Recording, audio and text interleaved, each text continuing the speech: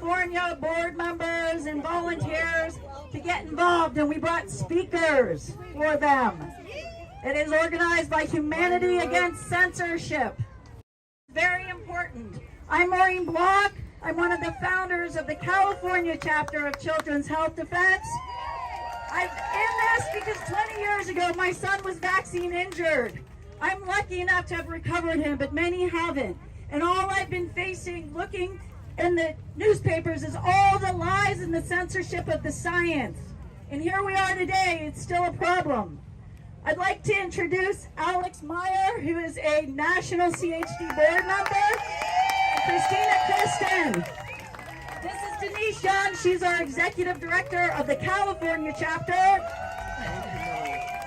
And with all of our volunteers who are working tirelessly around the clock, we are helping the Humanity Against Censorship to bring this to you in front of Facebook. Alex Meyer and Christina Kristen have volunteered to be the MCs of this event, and I'm turning it over to Alex. Thank you, Maureen. Give Maureen Block a big hand. Big round of applause for Maureen. Woo-hoo-hoo. So, a lot of you know me. I'm Alex Meyer. I live around here, and I'm here to introduce Denise Young, who is our marvelous executive director of the California chapter of Children's Health Defense. She's a co-founder of the group, and our organization would not be what it is without Denise Young. Please give a huge round of applause to Denise Young. Thank you, Alex. I have to stand up here because Alex is so tall. I look like a shrimp. So, thank you so much. It is truly an honor to work with these women here who have tirelessly given up their lives to build our California chapter, and have been so passionate and driven and given up time with their families. And we've come a long way in 2 years. We built this beautiful California chapter for you guys, to fight for your children and to fight for your freedoms.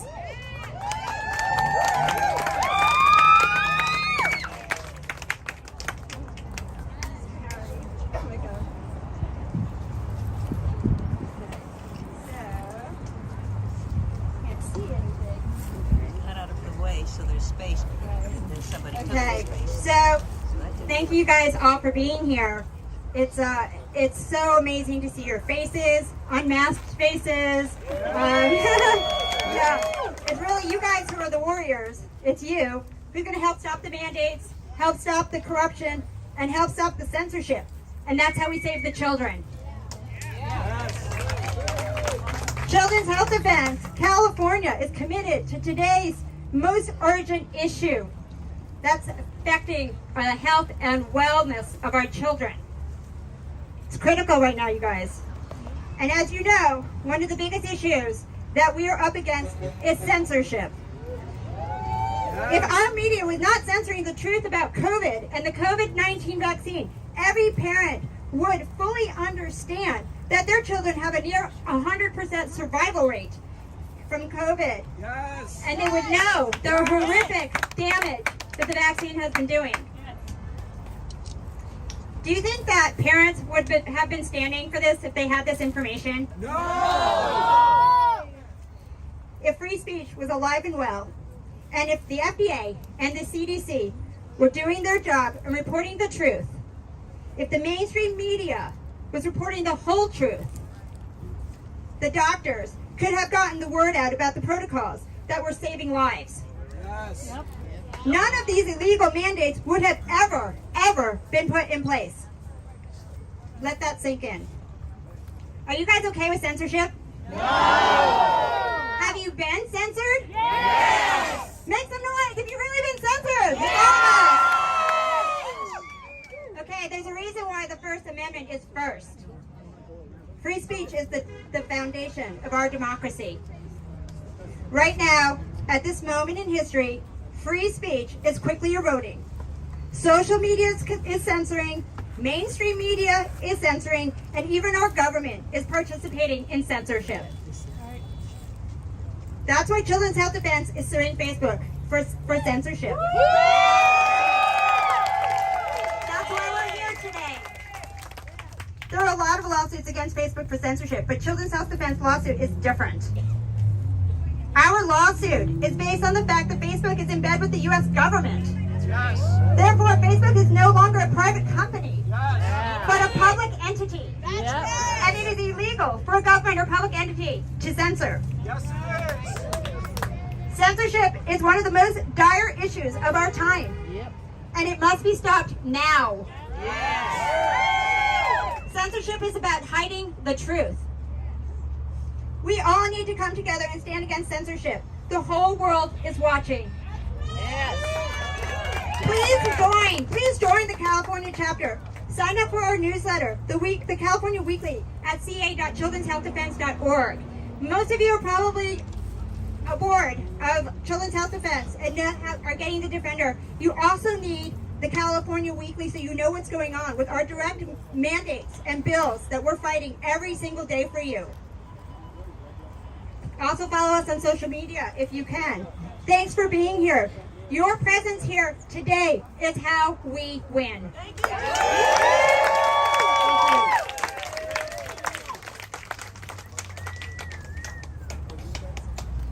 Hi everybody, Kristen and I, Christina's right here. We are going to be taking turns introducing our fabulous speakers today. Who's excited to hear our fabulous speakers?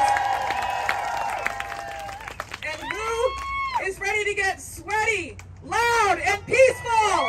Yeah! Okay, when I say who's going to stop censorship, you say we are. Who's going to stop censorship? We are! I love it. Great job, everybody. Okay, I'm proud to introduce our first speaker. She is running for governor of California. You probably know her name already. Renette Senum. She is a two-time mayor and city council member of Nevada City, California. She spent nearly 2 decades fighting corruption in the telecommunication, energy, and technology industries. Coincidentally, the very industries which are stewarding much of the censorship today. True. In January, her Instagram account was removed without warning. Boo! And today, her campaign continues to be silenced while establishment politicians have their content boosted. Is that fair? No! When asked who her biggest competitor is in the gubernatorial race, she says it's not who, but what. Right. Censorship. Nevertheless, she will continue to spread the truth and demand better for future generations. Please join me in welcoming the great Renette Senum! Thank you. Hi, everyone. Great to see our future. Hello, my name is Renette Senum, and I'm here serving California with no party affiliation. And I'm doing that because I want to serve the many and not the money. I want to serve the party, or serve the people, not the party. And so what I'm going to do is I can talk to you about censorship, and yes, they continue to censor me and squeeze every day more and more, but I want to give you some hope. Because we've been led to believe that we're not going to get this election, that Newsom's going to reign us for the next 4 years, but I have to tell you something, it's smoke and mirrors. This is why. I'm going to give you some important facts to live by, okay, the next few weeks. First of all, most people vote, the majority vote in November. What you don't know is there's a dirty little secret, and that is we get along more than we are divided. 80% of the people agree on 90% of the issues. I'm experiencing that on campaign trail, but what does that mean? That 80% usually does not vote in the primary. Historically speaking, it's the left and the right extremes who vote. And by that time, they pick the 2 top vote getters in the primary. You come to November in the general, and guess what happens, folks? Here are the people in the middle, and guess what? They're looking at these lesser of 2 evils to vote, and they go, they don't represent me. So what's happening today is there's passive censorship and there's active censorship. The passive censorship we're seeing right now is you're barely hearing about the most important primary in the history of California, come June 7th. That is going to be basically dying the cast for us for generations to come. The best thing you can do is go out there, tell everyone you know that the best thing you can do is supersede the censorship. How do you do that? Simple mathematics. We don't need to have the technocrats actually control what we say. Right. I go out there and I talk to 10 people and I say, I want you tomorrow to go talk to 10 people. Tell them they have got to vote the primary, right? Then what we have to do is have them go get another 10 people and they go get another 10 people every day. Did you know in less than 8 days, We can be our own form of censorship, and we can actually reach face to face 100 million people. 100 million people. And the technocrats do not want you to know how powerful you really are. So I'm going to ask each and every one of you, if you've never voted, you've got to vote. If you've never voted the primary, you've got to vote the primary.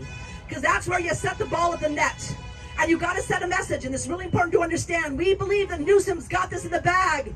Did you know in the primary of 2018, when he was at his most popular, now 44 million Californians, or 40 million, and out of 22 registered voters, he only got 2.3 million votes. 2.3 million votes.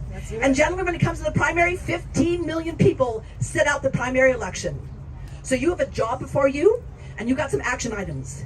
And I'm going to ask every single one of you to understand how powerful you really are. And I'm going to ask you tomorrow to go ask 10 people to vote, and then go ask them to have them vote in the primary. And what you're going to do is you're going to see that we're going to cut the head off of this snake, not in November, but in June.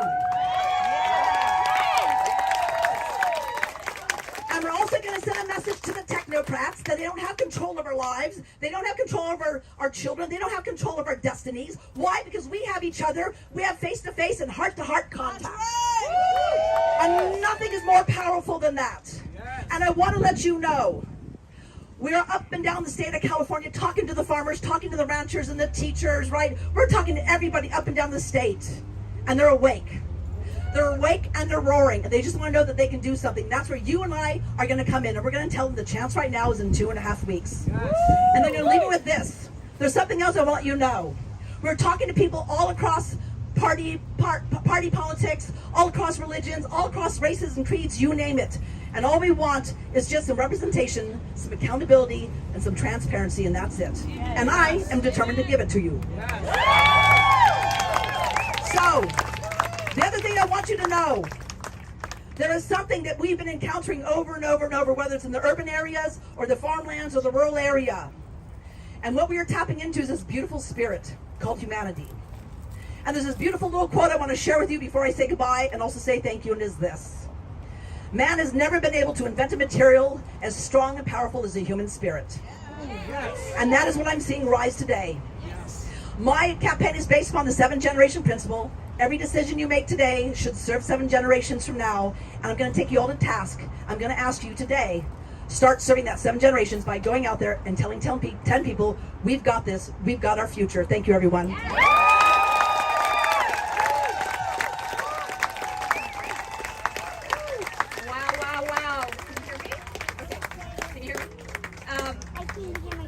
Thank you so much to Governor Renette Zena. Huge thank you.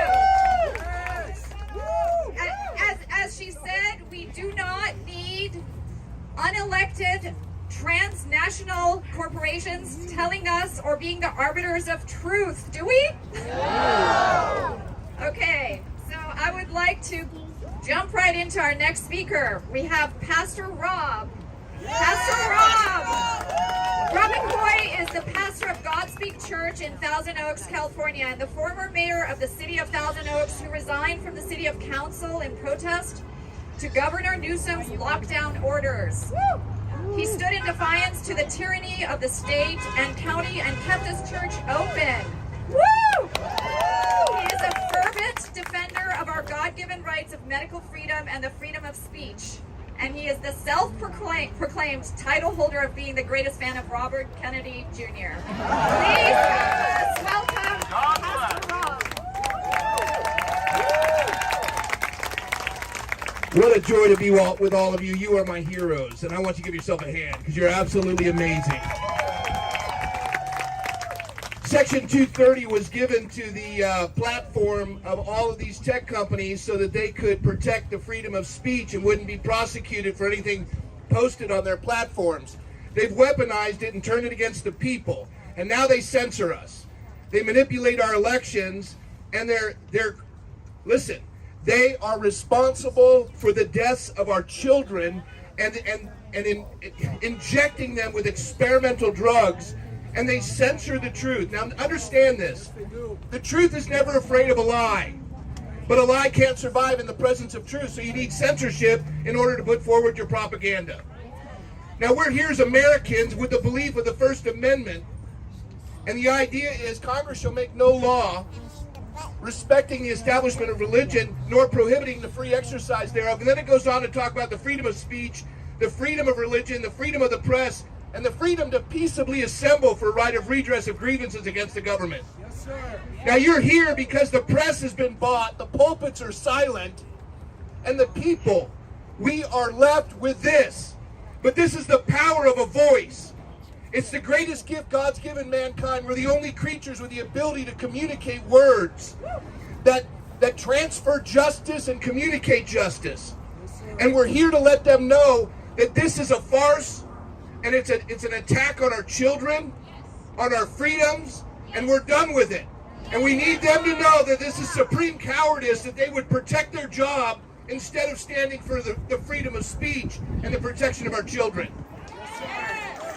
They put forward these lies, and it has absolutely affected us in such an adverse way. Now, I have to tell you something. You think this doesn't work, or you think your voice is being muffled, you're wrong. I was one of the folks that thought that Bobby Kennedy Jr. was out to lunch and he was off on Mars somewhere. I thought that Judy Mikovits was crazy until my grandson was affected by one of these so-called vaccines. And I started doing some reading, and I started thinking for myself. And I have to tell you something, I couldn't have been more wrong. And I wasn't kidding on that introduction. I'm the self-proclaimed greatest fan of Bobby Kennedy Jr. An iconic name in America. He was the darling of the secular progressives. He had more op-eds in the New York Times than anybody else, I think, in the history of the newspaper. He took on big oil. But you take on big pharma, and you become nobody. But you know what? That's not true. He's everything to us. He's one of the bravest men I've ever met. I'm thankful for all the doctors who stood in opposition. They're the bravest people. And we're here today to let them know they're not alone. We will not put up with this. And the numbers are growing. I'm new to this, and I am irritated and angry. And I am not going to put up with it any longer. And everything I have is going to fight for the generations to come. God bless you guys. Keep it up. Amen. Give it up again for Pastor Rob McCoy. Woo! I have the great honor of introducing Brianne Dressen, and we have something in common. I was vaccine injured, physically disabled, and brain damaged in the 1990s when I was running a group for Apple. And today, I had the pleasure of meeting Brianne, who was injured by the COVID-19 vaccine. And she's sitting here right now. I'm going to read her intro. Brianne was injured by the AstraZeneca COVID vaccine in the clinical trials. Her injury turned her life upside down. Her life changed from being a healthy preschool teacher and mother of 2 young kids to in and out of hospitals, ERs, and doctor visits. After participating in research at the NIH and pleading with the FDA and the CDC for a year without any substantive response, Dressen co-founded React19.org, a patient advocacy organization for COVID vaccine injured. How about that? How about that? Dressen support groups house over 19,000 COVID vaccine injured people. That's amazing. These support groups have been shut down multiple times. Individuals coded as, quote, misinformation. Brianne hopes to share her experience to shine a light on the real impact censorship has had on those in her situation. Please join me in giving a very warm welcome to Brianne Dressen.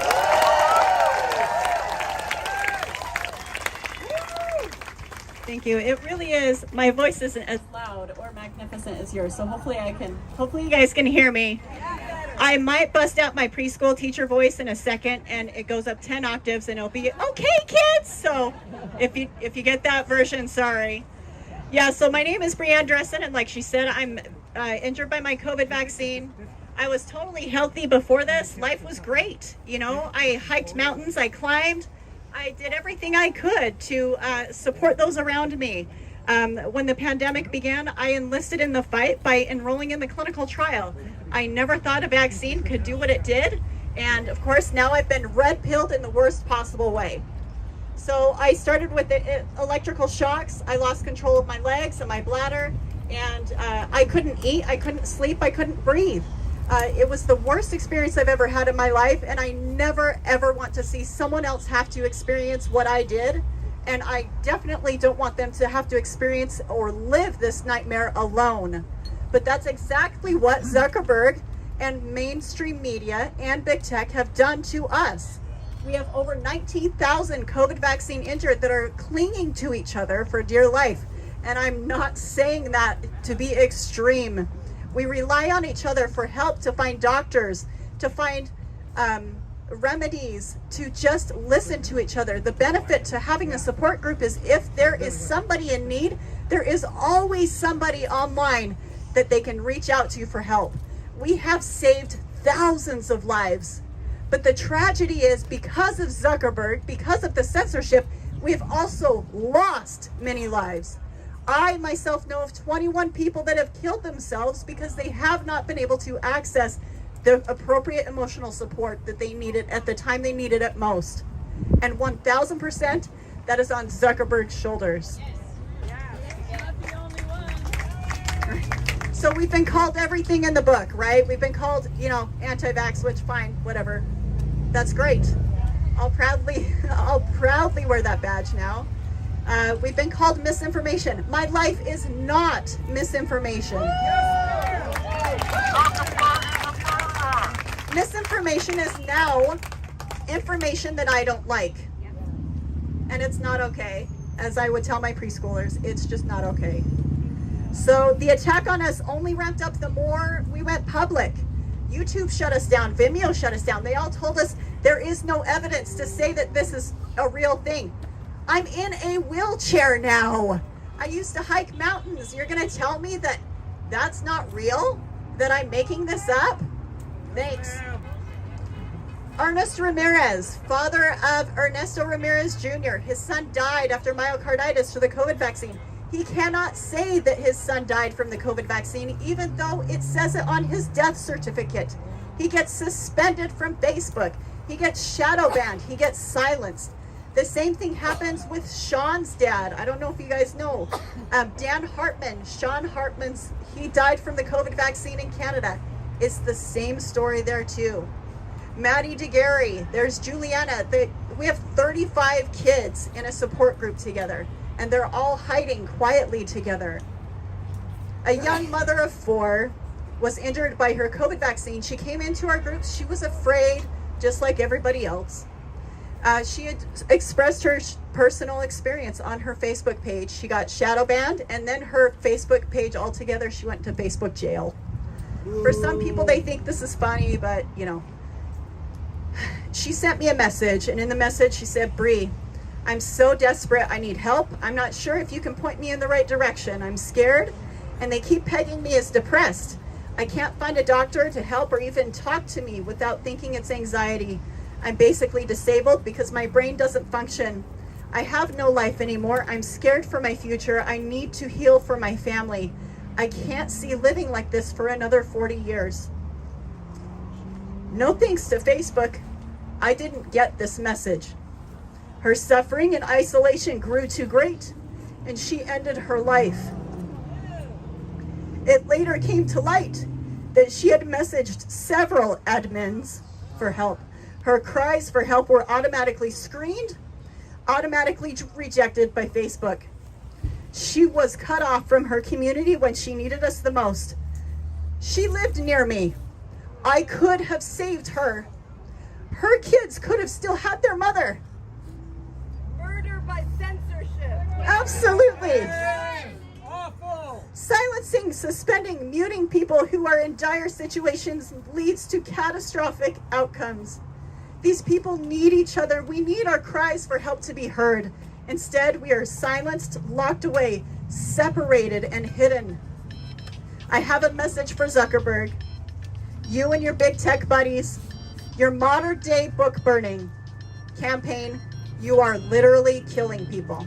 Thank you.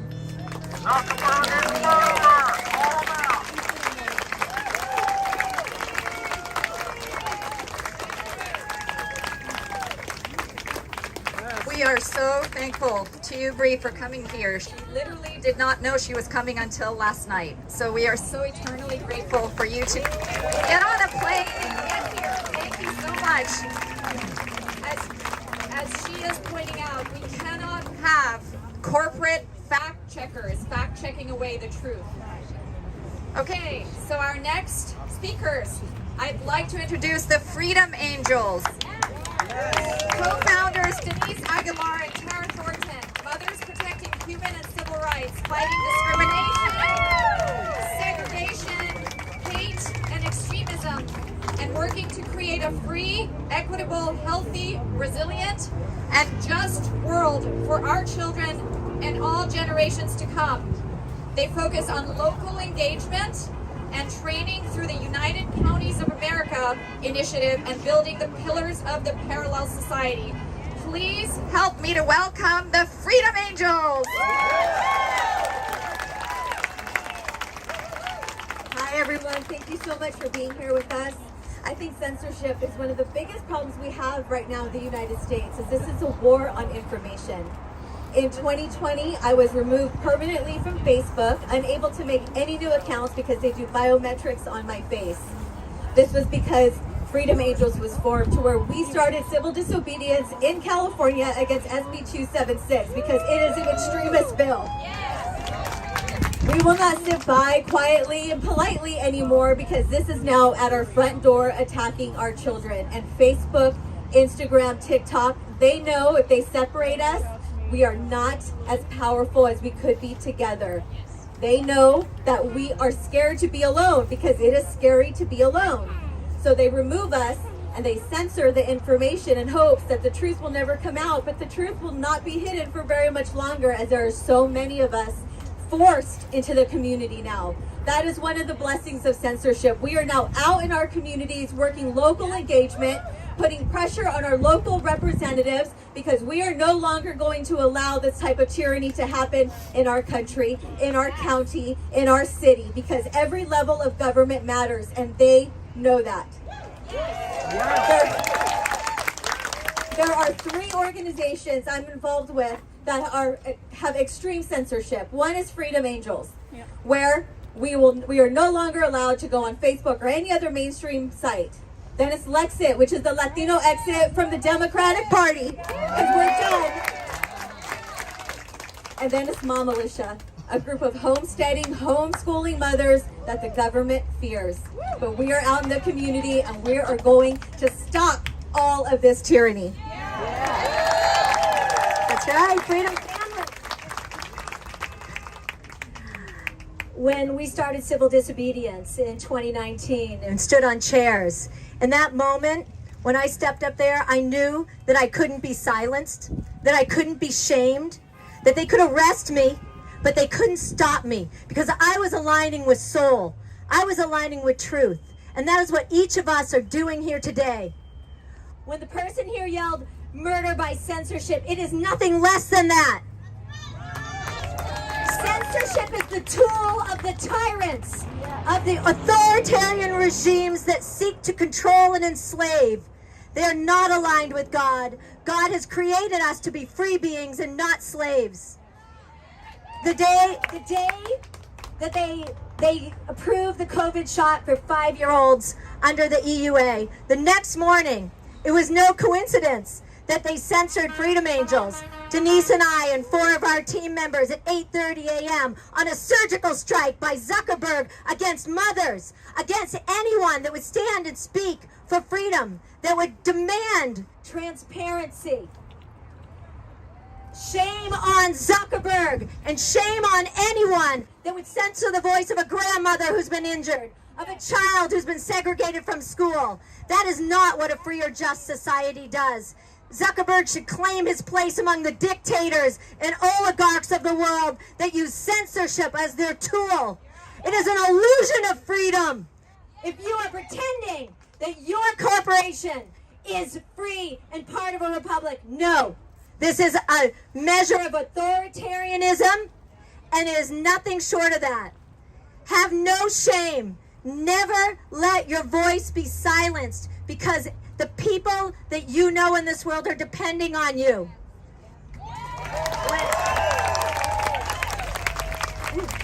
When we are created at source, freedom is our mother tongue. We are made of love, and love is the force that will stop all of the tyranny in the world, because it does not see division. It doesn't see race or gender or religion. It sees a soul. It sees the yearning to be free. And in that, together we'll stand and move forward, never silenced, never surrender, and move forward in freedom together. We stand with each and every one of you. We are the media now. We are the voice of freedom.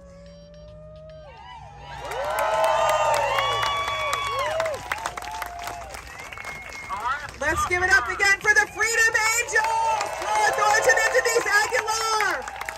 Okay, who's ready for our next speaker?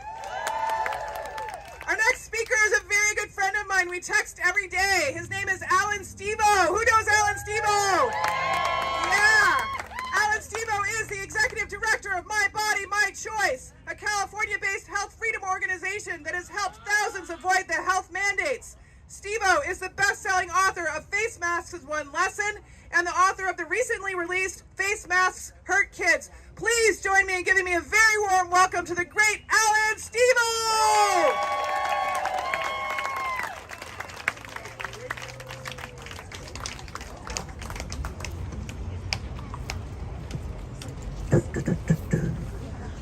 Okay, I want you to listen to me. No more whining. I don't want to hear anyone in this group ever again whining about censorship. Good. We're standing in a special place here, and there's a lesson to learn from where we're at.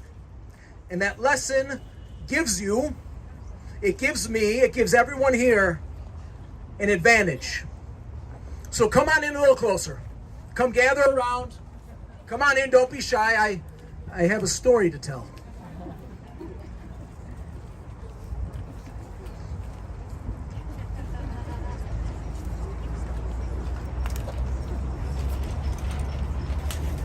That won't be great if I take so long to flip pages every single time. So everywhere around us used to be farmland. Who's ever heard of Shockley Semiconductor? Okay, like 6 people. Who's ever heard of Fairchild Semiconductor? Okay, like twice as many. Who's ever heard of Intel? Yeah. Awesome, everyone. Great, great. So, in the 1950s, it was not cool to leave your job. And the way Silicon Valley started was by some guys saying they wouldn't put up with any more of their boss's garbage. And they ran off and started their own company. They got deemed the traitorous 8.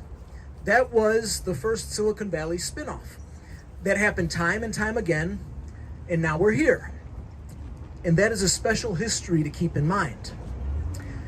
I want you to ask yourself, how can I be more like those guys? How can I be the hacker? How can I use their system against them? How can I not wait for Washington, D.C. or Sacramento to free me? How can I act now? How can I act as an individual?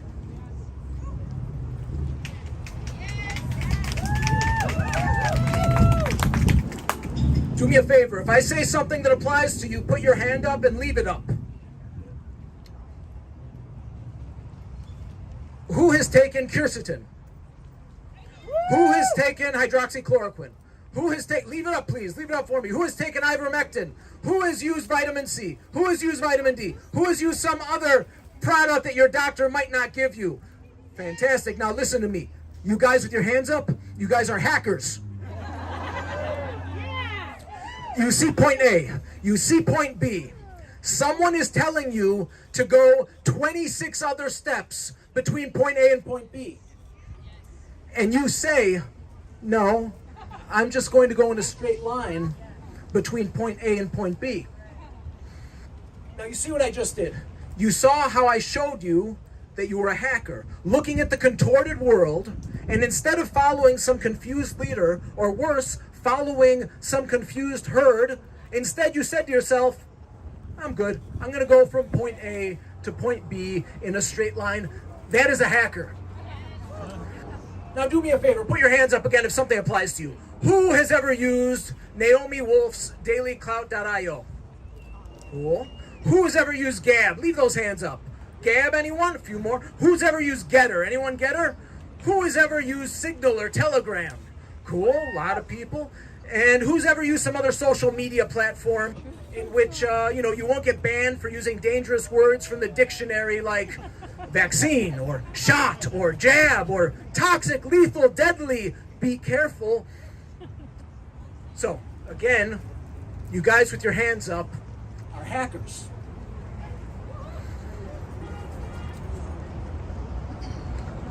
Cora, is that a countdown or a count up? Do I have 2 minutes left or 3 minutes left? 1.5. Okay. Do you want to beat censorship? I'm going to show you how to beat censorship. I'm going to practice what I'm preaching. Do me a favor and take your phone out. Everyone take your phone out. Cool. If you don't have a phone, that's even better. If you have your phone, take it out. I once lost a small fortune by relying on Google. I did the easy thing by relying on Google, and that is not something we need to do. Who wants to know how to never rely on Google again? Who wants to know which search engines do not suck? If you want to know that, I want you to send me a text message. I set this up about 30 minutes ago. I said, I don't want anyone Googling me today. You're never going to have to Google me again. I want you to send me a text message. I want you to text the word truth, T-R-U-T-H, to the number 3377, 3377. When the lockdown started, I realized what a lie we were being told. My team and I spent days trying to figure out which search engines weren't lying to us, and we went over and over again through this. Oh, I need a minute, Cora. Literally 60 seconds. We figured out pretty much all the search engines are awful. We found 2 that worked. The worst search engine, worse than Google, worse than Yahoo, the most censored search engine was, according to our results, DuckDuckGo. So if you want that info we had from the search engine research, send truth to 33777. But I'm not going to stop there. 2 3s, 3 7s, 33777. I'm not going to stop there. I'm going to send you inspiring messages every day. I'm going to send you ways to get more involved every day. And it's not going to matter what Google thinks of me. It's not going to matter what Google thinks of you. Just as long as you want to keep hearing from me, you're going to hear from me. Now, there are all kinds of ways to beat the big tech oligarchs. And the best is to be better than them, to be better Silicon Valley hackers than them, something everyone in this group can do, and to support the other good guys doing better than them. Thank you.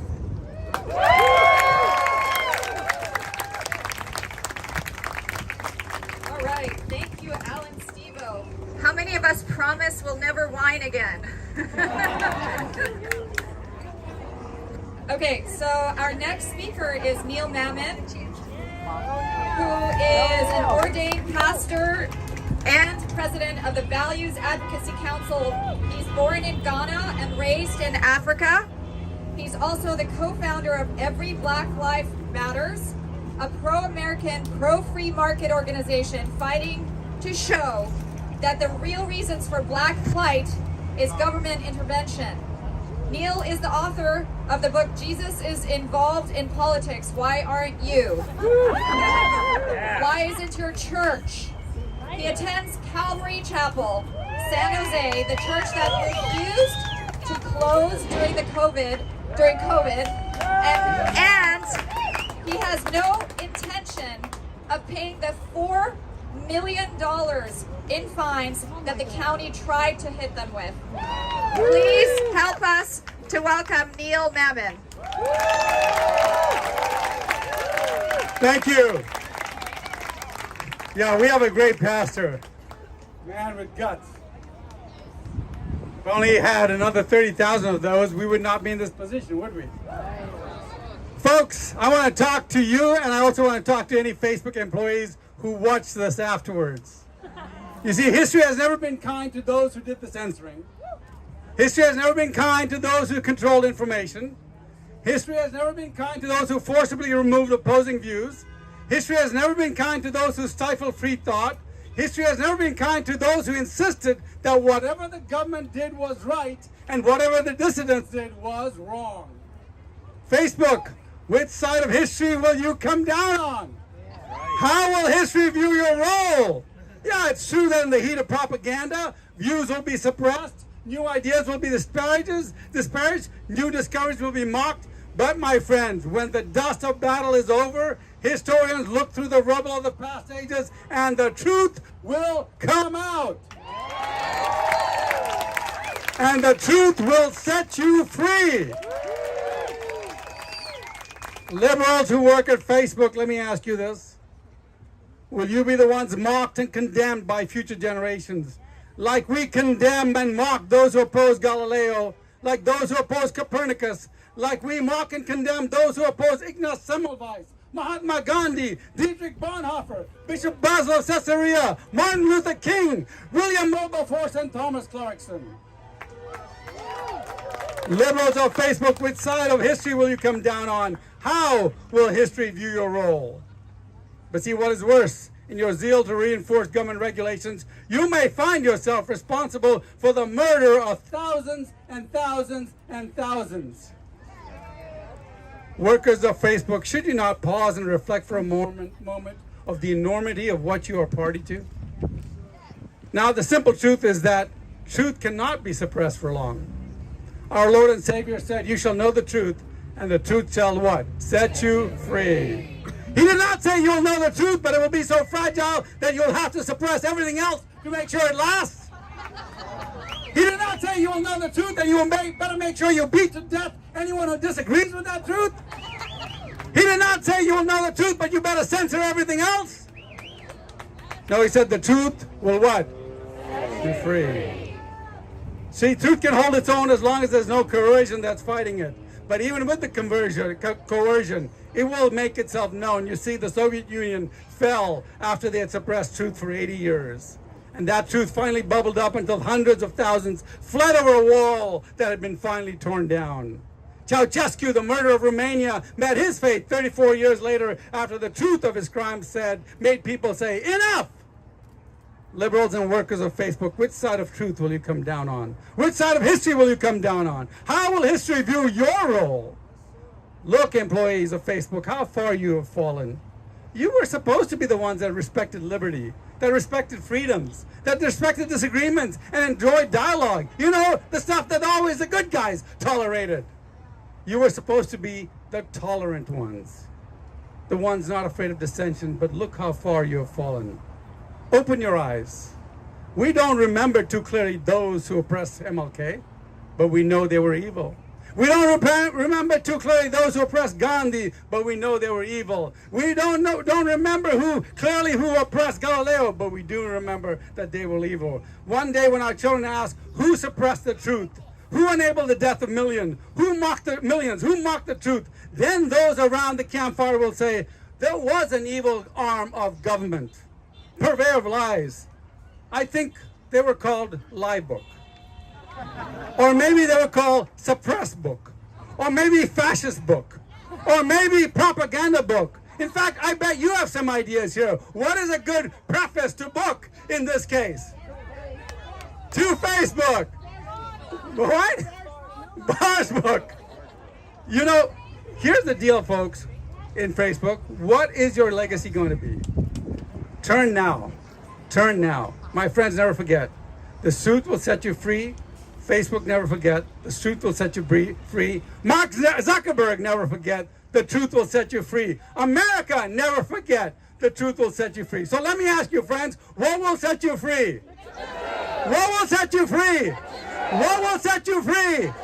What will set you free? Now go do the right thing. Give it up for Neil Mammon! Woo! Next speaker! Our next speaker is a dear friend of mine and a dear colleague who's doing great things for the movement. This is Brian S. Hooker, PhD. He is the Chief Scientific Officer of Children's Health Defense and has been involved with this organization since its inception in 2016. He's been active in vaccine safety since 2001 and has a 24-year-old son with autism. In 2014, Dr. Hooker worked with the whistleblower Dr. William Thompson, you guys remember this, the movie Vaxxed? To expose the fraud and corruption within the vaccine safety research in the CDC, leading to the release of over 10,000 documents. Please join me in welcoming the amazing Brian Hooker!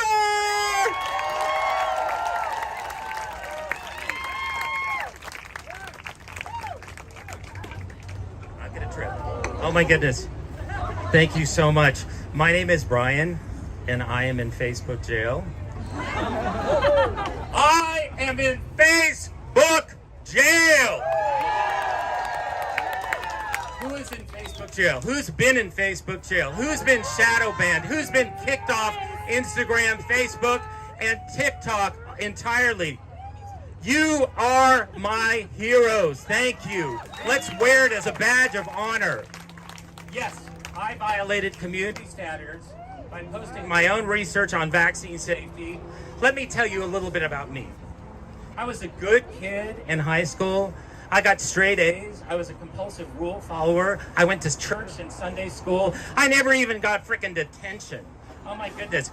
Being Facebook convict is a new territory for me. It's completely new territory for me. So this is new.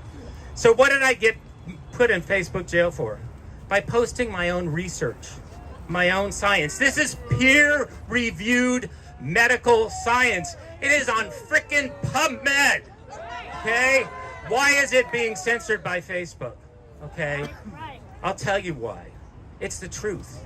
It's the truth. They do not want the truth to get out. Okay, let's talk about the science that's posted on Facebook. It's not really science at all. There's a word for it. It's called propaganda. Okay, it's propaganda, and it's meant to manipulate large groups of people at the tyranny of the hands of the very, very rich and the very, very powerful, so they can walk over the corpses of the people that they've killed through this censorship onto greater riches and greater power. It is a power, it is a power grab, and that's what it is, pure and simple. Now, real science is something that we're able to practice at CHD. Okay, at Children's Health Defense, I am honored to work with colleagues on the outside who are not afraid of the truth, and we literally pummel ourselves for the sake of science. Science is not to be worshipped. Science is to be questioned. Science is to be tested. Science is to be peer-reviewed. When I am in a group of scientists and we're deciding what we're going to publish, we're like, you know what, that sucks. No, that sucks. No, this sucks. We are not afraid to fact check our own selves and to make sure that the science that we have is right, that it will save lives, regardless of whether it's posted on Facebook, regardless of whether it's posted on Instagram, okay? Now, we have individuals like Dr. Anthony Fauci. They say, King Anthony Fauci, who says, I am science. To question me is to question science itself. What a wuss. Hey. If you can't take the heat, get another career, dude. Oh my goodness. I mean, get a grip. But we are making a difference. We are making a huge difference. Just 2 days ago, the Disinformation Governance Committee was put on hold by the President of the United States. And the person who was supposed to head up the Disinformation Governance Committee summarily resigned. Okay? Your voice is loud. Your voice is strong. Your voice is powerful. At the same time, there's been such an outcry that there was something called SB 1390 by Senator Richard Pan, who basically would make it illegal to post freedom of speech or free speech on social media platforms. Guess what? That bill was pulled. Okay? You're making a difference. You are making a huge, huge difference. Your voice is strong. Your voice is loud. You are powerful. You are all my heroes. Keep doing what you're doing. Be brave. Be courageous. Be loud. Okay? Take it from the compulsive rule follower who was the quietest person in class. Let's be loud. Let your voice be heard. God bless you all.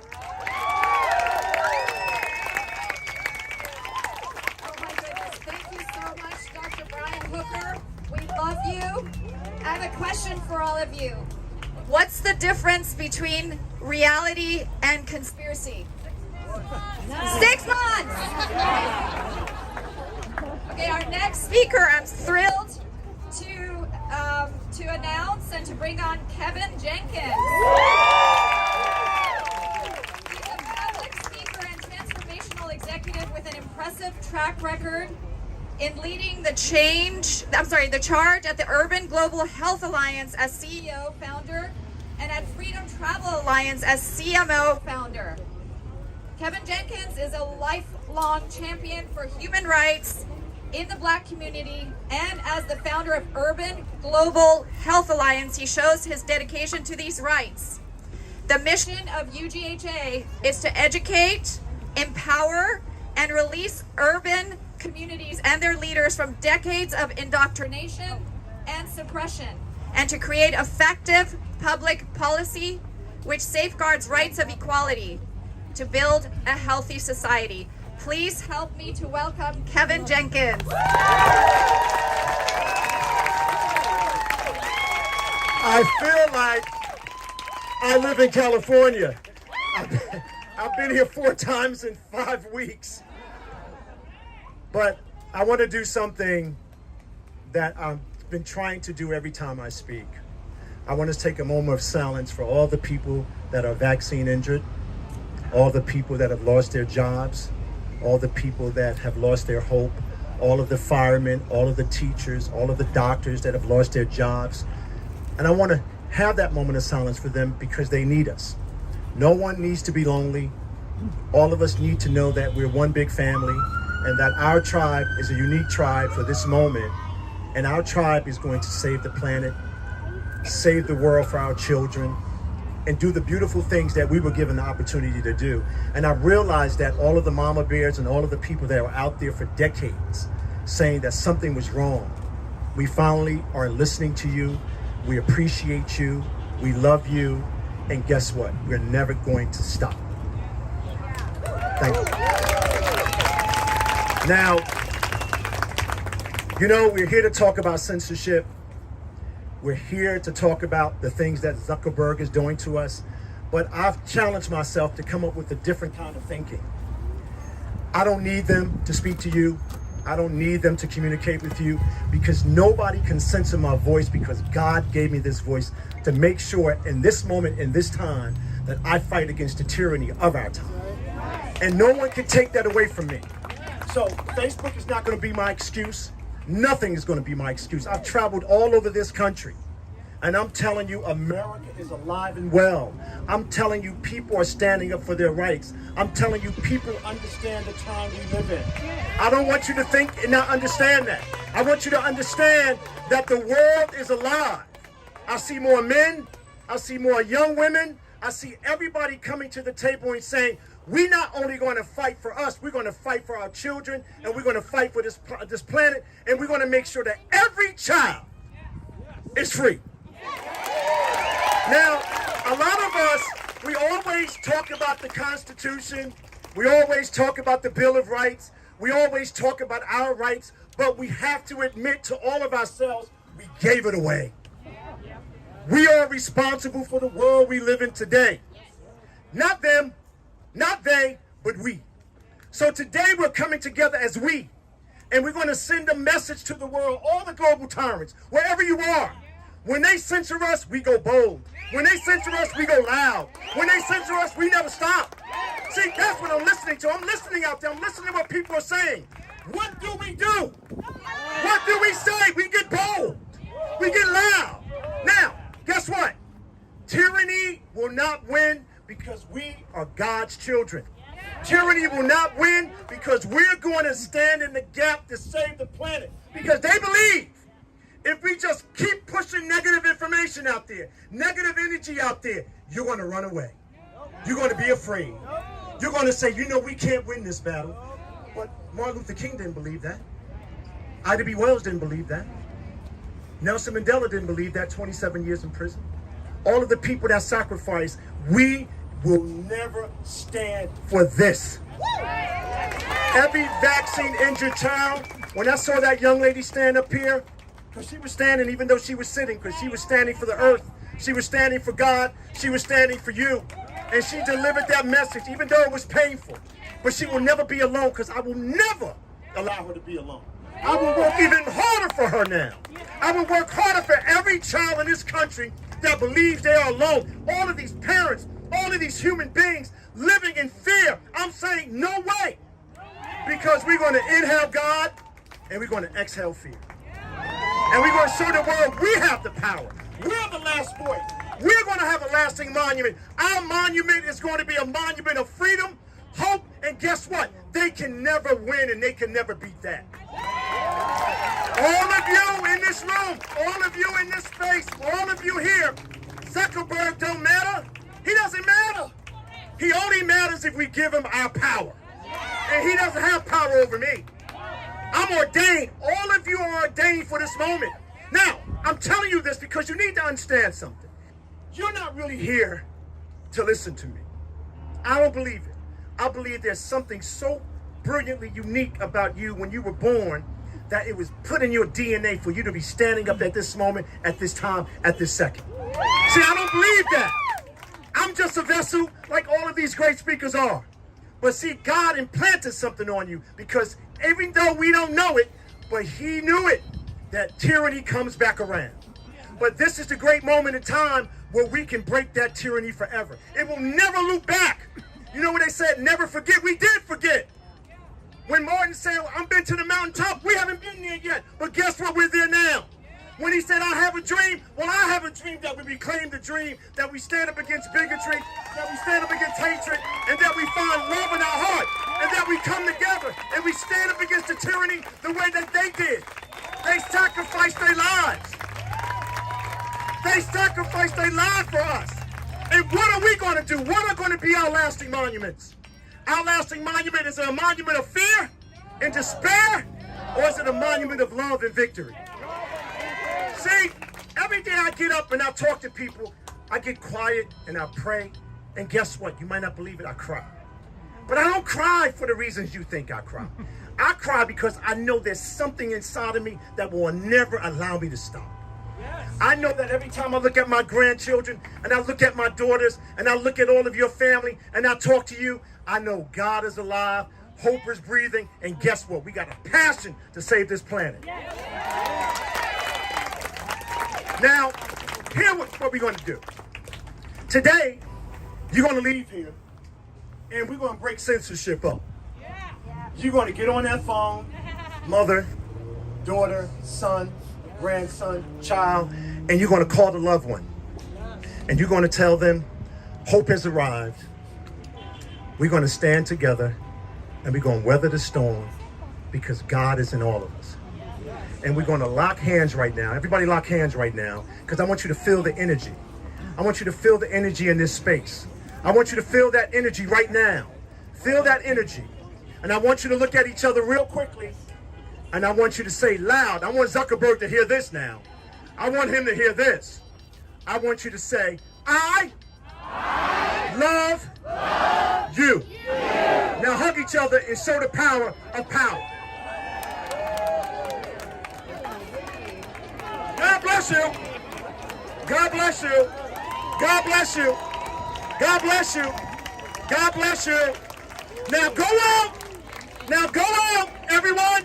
Now go out. You ready? Go out. Go out and be bold. Wow, Kevin Jenkins. Who wants to follow Kevin Jenkins as a speaker? Wow. Okay, we have 2 more speakers left. Do you know who they are?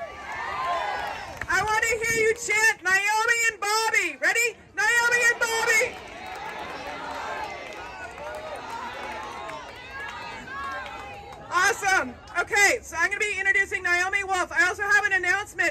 you would like to hear more Robert F. Kennedy Jr., there's another event on Saturday at Cavalry Chapel in San Jose. If you don't have your seat yet, please reserve it. You can go to vac.org. That's Neil Mammon's organization. Now you all know the great Neil Mammon, right? So again, go to vac.org to see Bobby again on Saturday. He's going to go into a lot more depth than he's going to go into right now. All right, and without further ado, we have Naomi Wolfe in the house.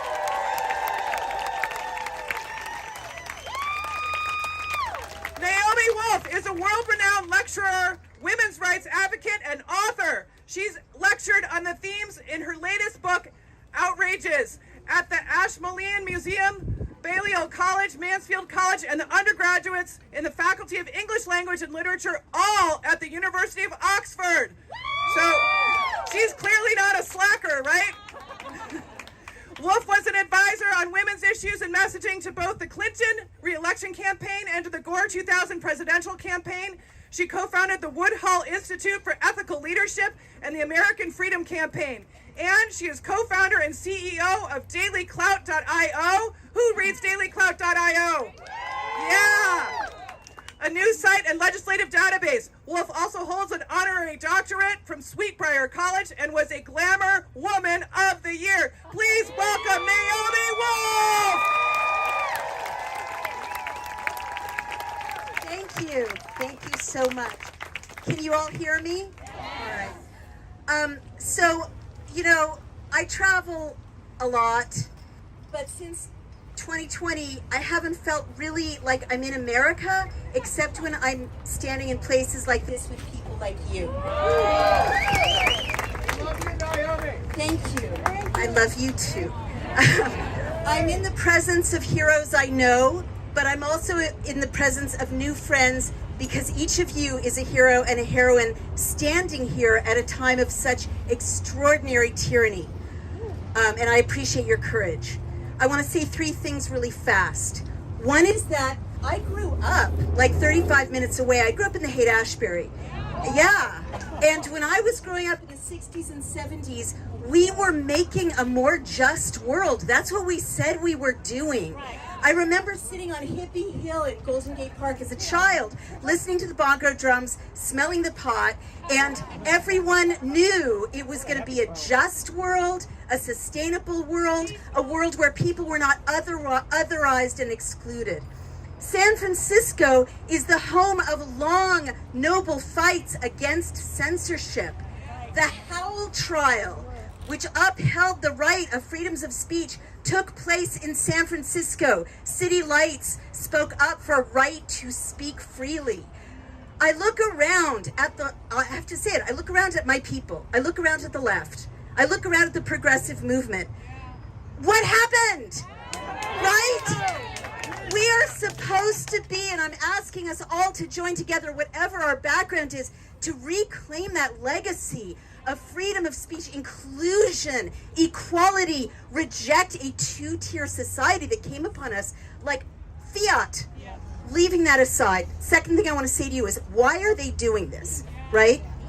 Why is Facebook, Instagram, YouTube, I'm 5 times deplatformed, most recently for posting primary documents of FISA released under court order. Yes. Why are they doing it? I want to tell you, I actually know why they're doing it. Like, it seems kind of weird. Why would tech companies, they're not pharma, right? Why do they care if people who are vaccine injured find other people who are vaccine injured? Why do they care if people find out about ivermectin or vitamin D? Why do, what is in it for them? What's their issue? I understand, unfortunately, exactly what their issue is. Can you all hear me in the back? Because this is important. So I am now CEO of a tech company, which means that I understand how tech CEOs think to some extent. And this space where human beings are together, unmediated by digital technology, this is their competition. Think about all of the policies of the last 2 years. They don't make sense medically. The states that locked down did no better than the states and countries that opened up. The distancing turned out not to make sense. The masks didn't make sense. All of these policies, and I write about this in my new book, all of these policies, what they do is they kill off the human advantage. If you cover someone's face, they can't smile or communicate, which no emoji can compete with. If you keep people in lockdown, people can't gather to worship. Heroes of churches and synagogues are here and represented in this movement. You are forced to do everything, all your socializing, all your worshiping, your Shabbat services, your bar and bat mitzvahs, your Sunday morning gathering on digital platforms. When your child can't go to in-person school, EduTech, which was a dog industry losing millions, is now gaining millions. When you make sure that mom and pop shops on Main Street can't keep their doors open and they can't hold on and they close, then Amazon is up 30%. And I followed the money and shown how this is a war on the human. This is a war on these spaces, these gatherings, these things we do together that technology can never match. And so part of what they want to do is really scary, and then I'll wrap up because I have 1 minute. It's not over. They're ramping up. They want to create a vaccine passport world in which you have to ask permission of technology with your body to be human, because all they understand is the subscription model. So they've put all of human experience behind a paywall, and that's your body. And the last thing I want to say is, and I have no time left, I have this project where 3,000 researchers read and report on the Pfizer documents. I will end by saying they are committing crimes against humanity at a massive scale, and that's what they don't want you to know about as well. So gather together in person, love each other, hug each other. I'm echoing Kevin Jenkins. There's no more revolutionary force. And thank you so much for everything you do.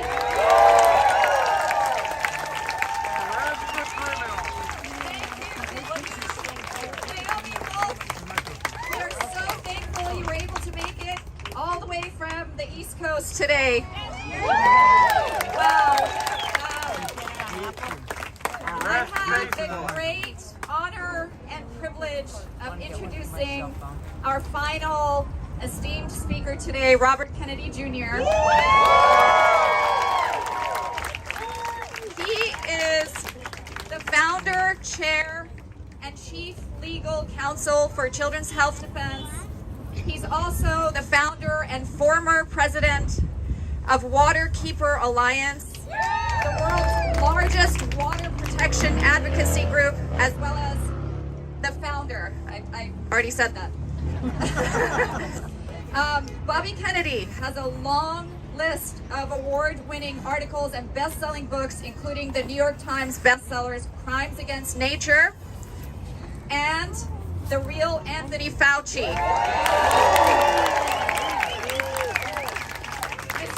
Thank you for that book.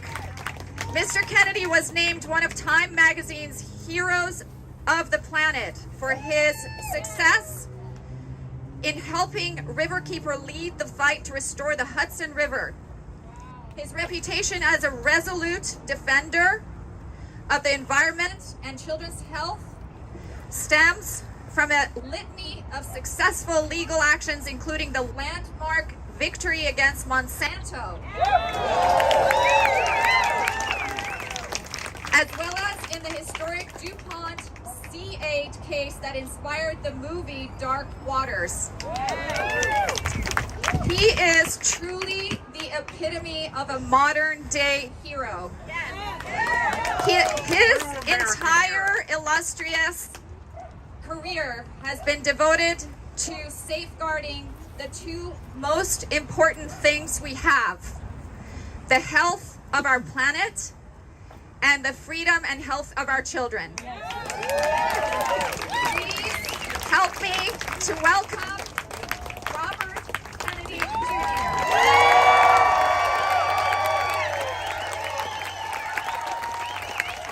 Hey, everybody.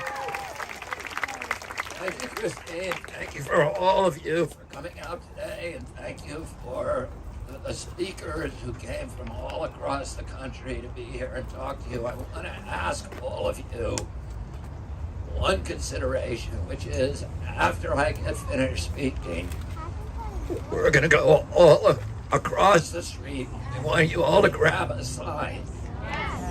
We're going to go across the street and we're all going to get our picture taken in front of Facebook headquarters. Holding the sign with the speakers out in front.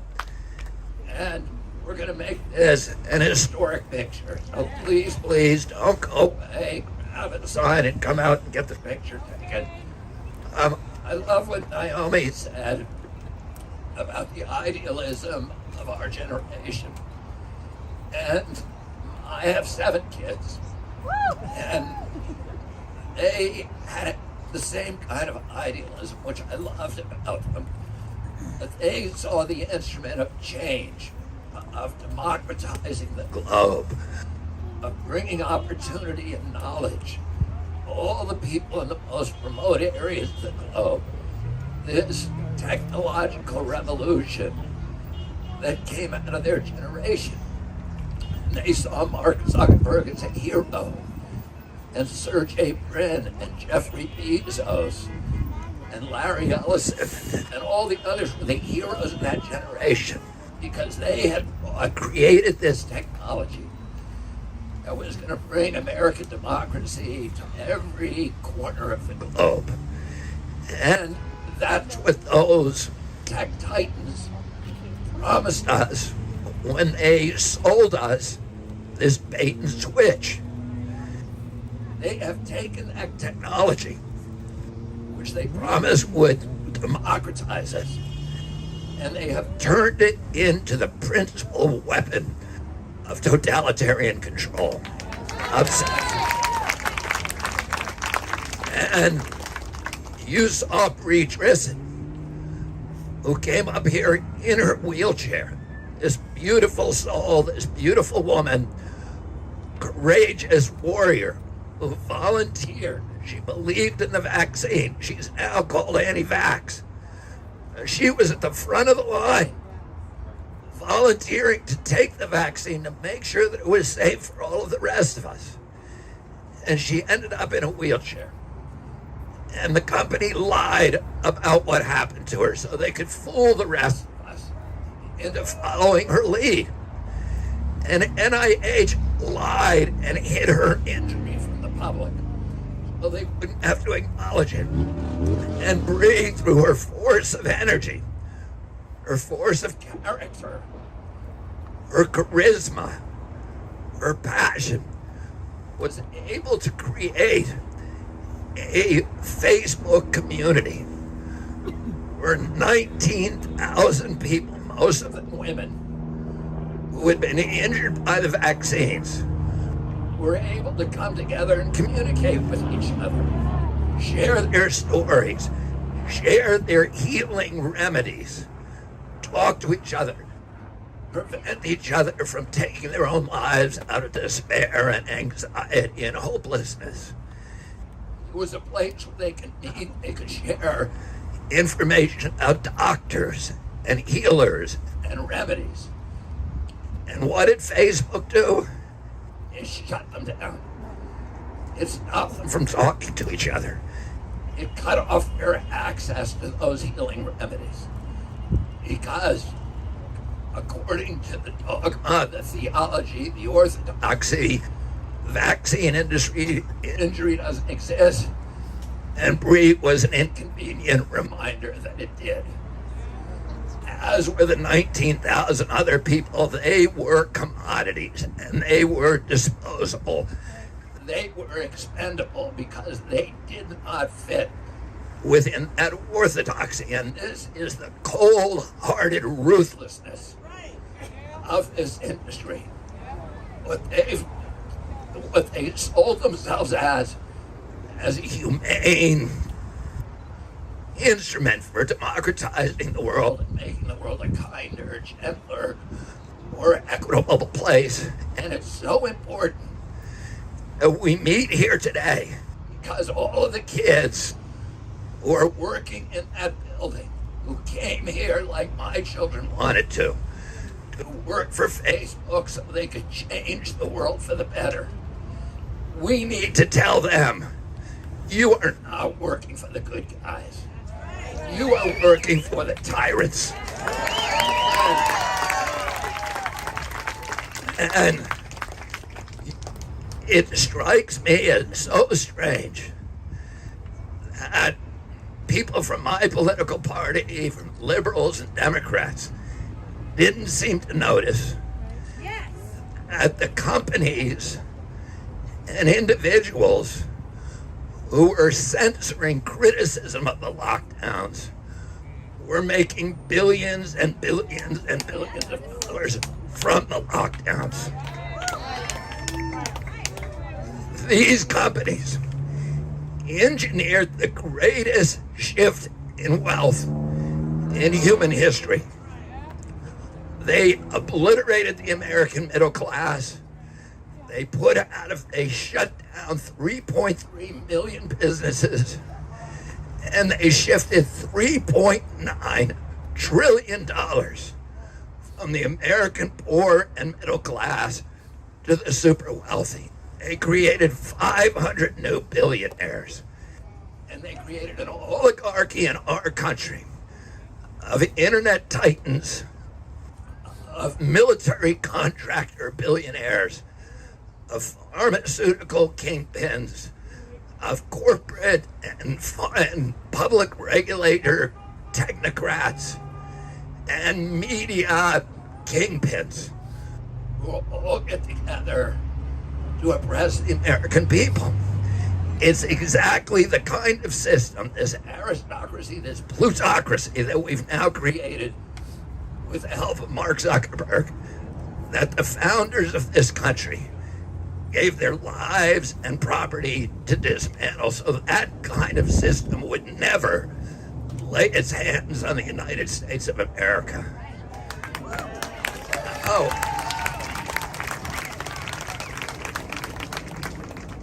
You know, I was deplatformed among many, many of you who are here from the internet for vaccine misinformation. But I was told by Facebook, you know, they have an appeals process.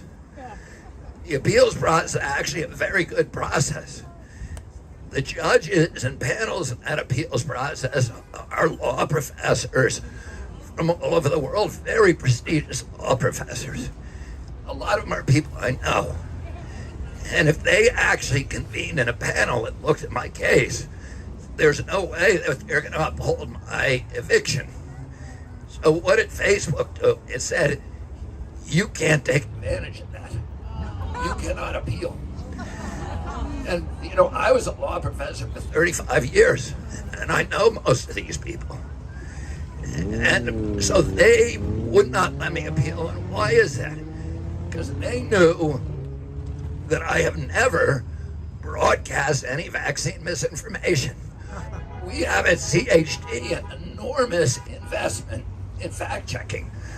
We do more fact-checking and better fact-checking, I can say, than any mainstream media outlet in America. We have on our... You can verify this yourself. Every fact, every factual assertion that we put on the Defender or that I put on my Instagram account is cited, was cited, and sourced to government databases or peer-reviewed publications. Now, we broadcast millions and millions of words a year. We're gonna get it wrong. I'm not saying we cannot get it wrong. You know what will happen if we get it wrong? Somebody will point it out. And what will we do? We'll change it. We'll admit we made a mistake. And we'll put up the true facts. We were never given that opportunity. And why is that? Well, we now have Facebook's internal memorandum. And what they acknowledge internally is that the term vaccine misinformation is not used to identify erroneous facts. It is a euphemism for any assertion that departs from government orthodoxies, from official proclamations, whether it's actually erroneous or not. It has nothing to do with that. It's about opinion that's being regulated. And, you know, our country, the bedrock assumption of American democracy is that Americans ought to be able to criticize their government. And a corollary to that is that any government that can silence criticism has license to commit any kind of atrocity.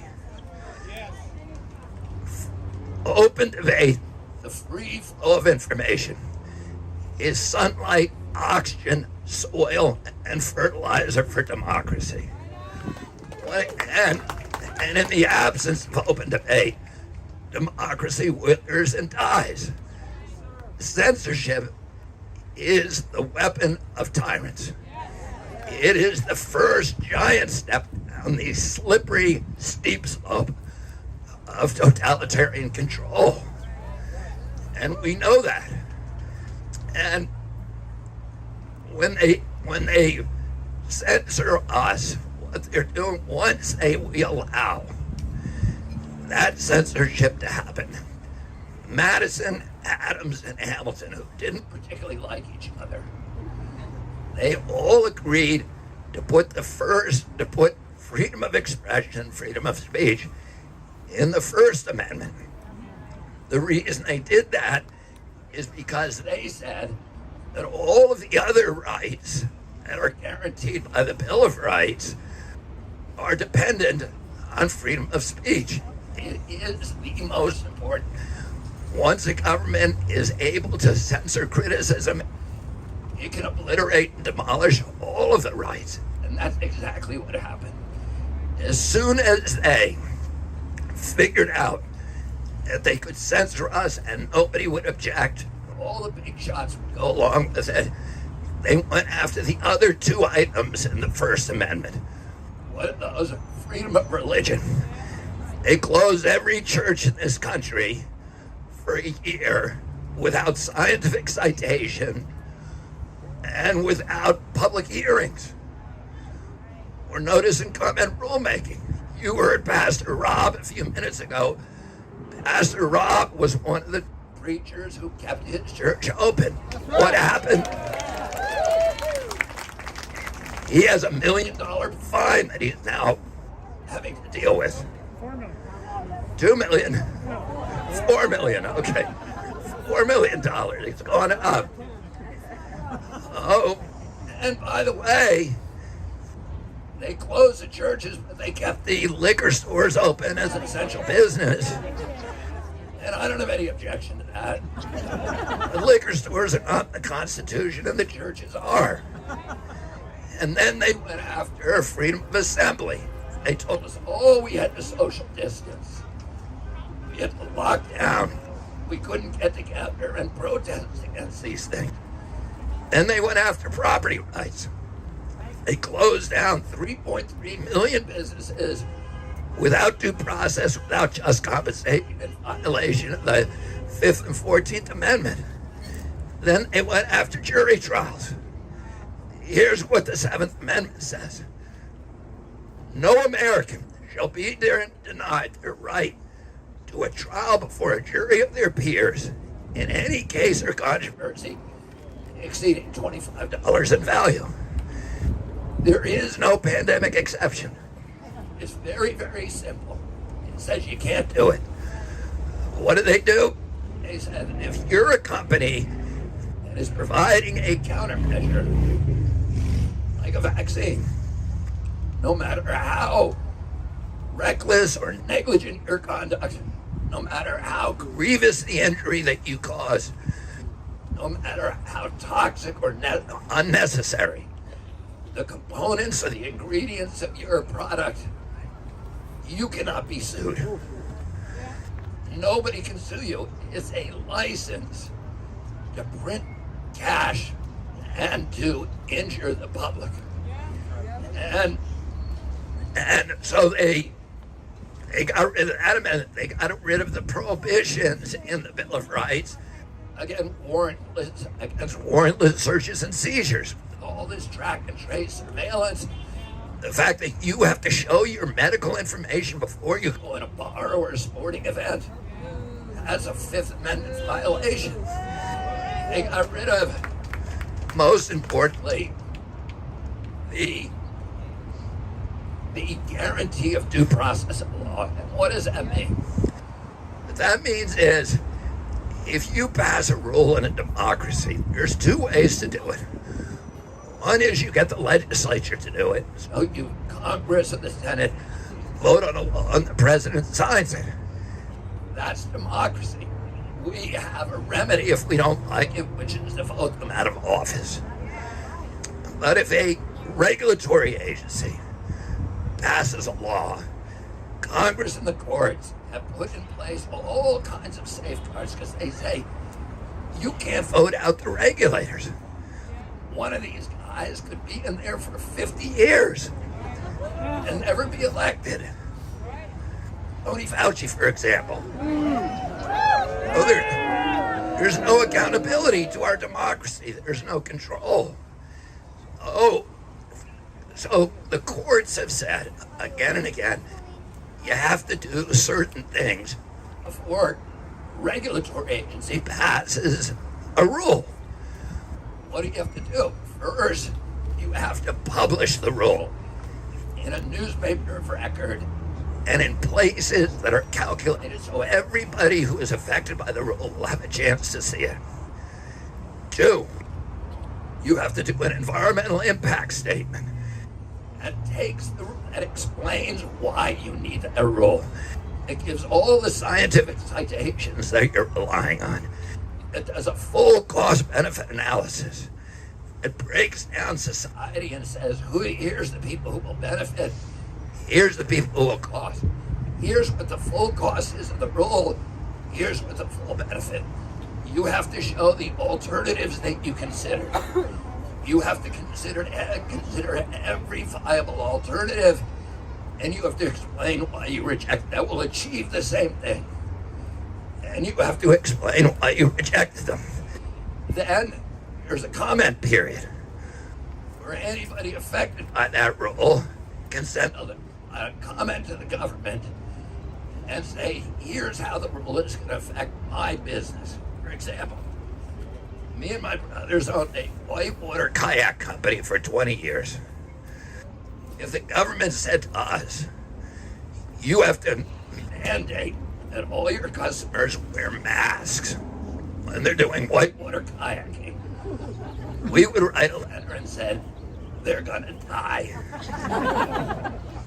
And they would have to respond. The rule says that every comment has to receive a response from the government. And if they can't respond, they have to amend the rule to exclude the application to that activity. Then there's a public hearing where Tony Fauci comes in with all of his studies and all of his scientists, and we get to cross-examine them. And we get to bring our scientists, our studies, we get to direct examine them, and he gets to cross-examine ours. And then there's a hearing. There's a judge who makes a decision based upon a rational interpretation of the evidence. And you can appeal that. So there are many, many safeguards. None of that happened. It was just one guy who says masks don't work, and a month later he says everybody put them on. With no scientific citation, no hearing, no notice, no comment, nothing. It was just the obliteration of democracy, of the central fulcrum requirement for how you pass rules in a democracy. He became a dictator. He told us, lock down your houses with no scientific citation. Social distance, put on the mask, take the vaccine. He never had to explain anything. So it was the control, it was a coup d'etat against our democracy. It was the controlled demolition. And You know, there was a generation of Americans in 1776. People say to me, well, you know, people are going to die.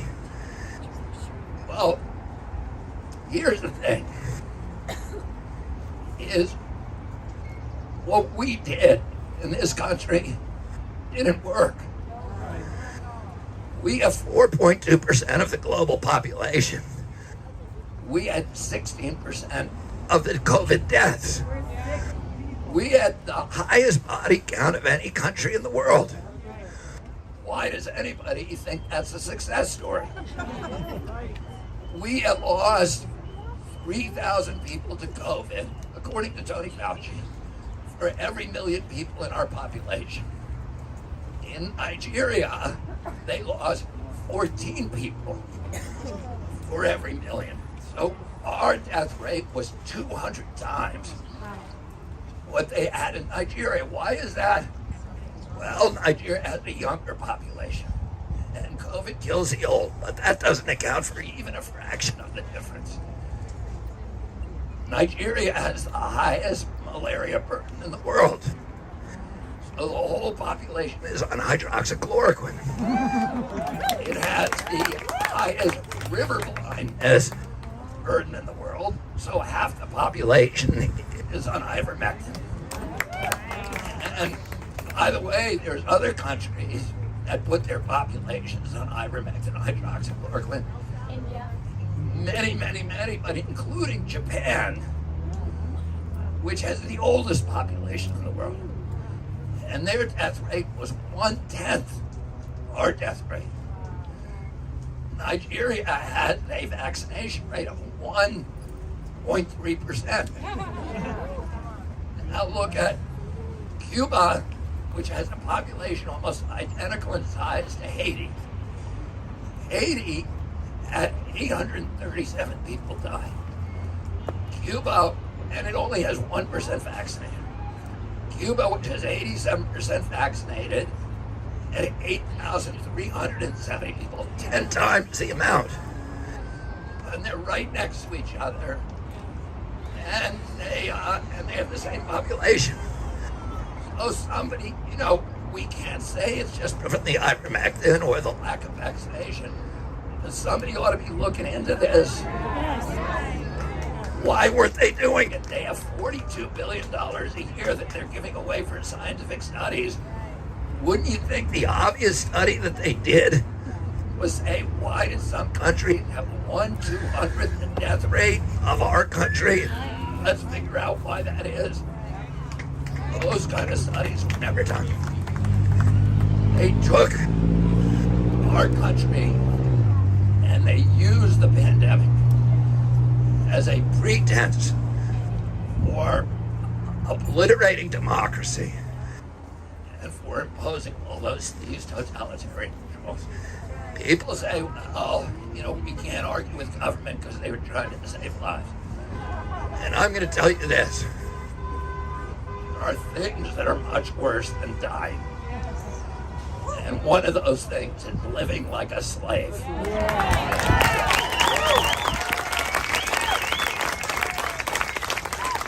And there was a generation of Americans in 1776. And thank God they thought that way, because they were willing to put down their lives, to their property, their livelihoods, their reputations, their relationships, their safety, in order that we and our children could enjoy the rights that are enumerated in that Bill of Rights. And in 20 months, our generation has allowed Mark Zuckerberg and Tony Fauci to take all those rights away from us. And it's time now that we start a new American revolution.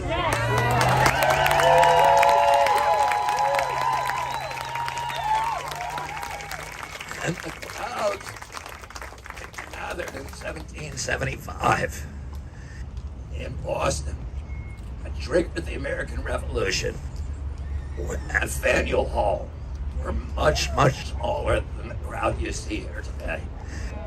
is we're seeing crowds like this all over our country today because there's a lot of Americans who understand what's happening, and there's a lot that are still asleep.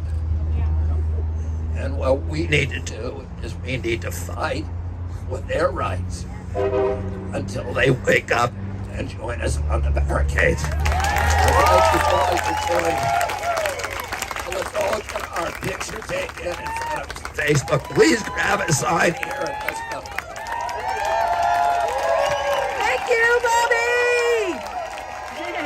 Thank you to our fierce leader for our children's health, a leader to fight censorship. No one else is standing up, and we are. We're standing up for everybody. He's standing up for us. Thank you to all our volunteers. We have to fight the censorship and the profiteering politics. Thank you, Elizabeth Toonsen and Terry Botari. Those two put this together. At Children's Health Defense California Chapter, thank our lawyer team, Jessica Barsati, and other moms who are winning against the schools. Thank you to our speakers, Rob McCoy, Neil Mammon, Kevin Jenkins, Renette Seenum, Brianna Dressen, Alan Stevo, Tara Thornton, Denise Aguilar, Ryan Hooker, Naomi Wolfe. Go under the tunnel. Grab a sign. Grab a sign, go under the tunnel. We're going to show them that we are not putting up with censorship. We've come to the beast. We will protest. Thank you to everybody else. Everybody keep walking. Go, go, go. The tunnel's over there. The tunnel's over that way. Grab a sign and go that way. You mean under here? Oh, go right through here. Go in front of me. Down the tunnel in front of me, to the right. That way. I didn't know where the tunnel was. Come to Calvary Church. Sign up at vac.org for Saturday, 6 to 8:30. It's in San Jose. This way, everybody grab a sign and go to the right in front of me. Thank you to Steve Kirsch, Dale Bigtree, Highwire, PERC, CHCA, Freedom Keepers, Educate, Advocate, A Voice for Choice, and all the other groups banding together for our freedom. Thank you all for showing up. You are the leaders. Yay! Thank you all you volunteers and beautiful people gathering here together.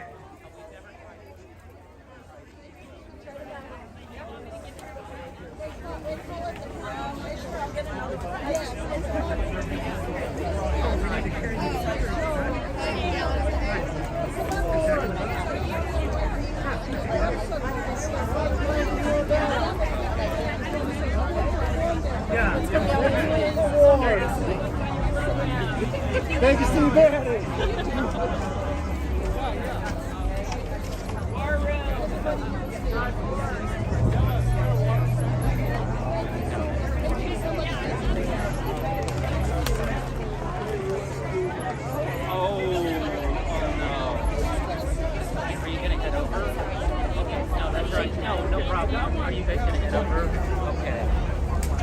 Thanks a lot, Dr. Hooker. You're welcome. Thank you. Grab a sign, head down underneath the tunnel. Thank you all. You guys are amazing.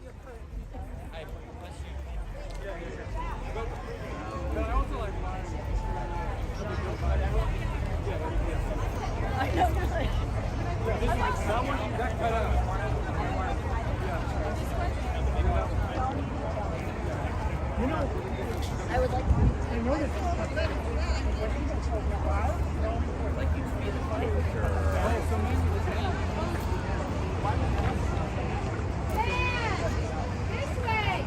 I still think that's three more still. I don't know, do we get a head count? Yeah, it is. You can definitely hear it all around. So I would say maybe speak for every 100.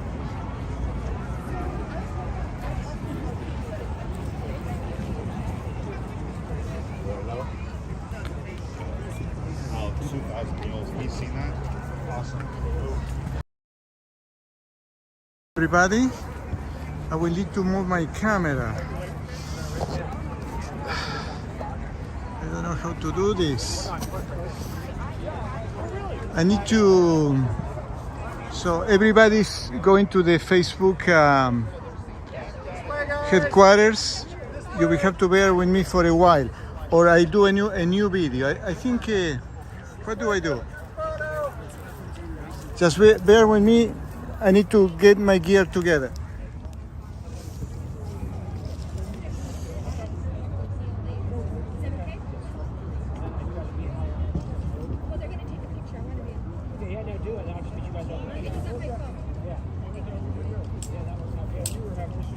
Yeah, that one was cutting in and out even when we hardwired. I think that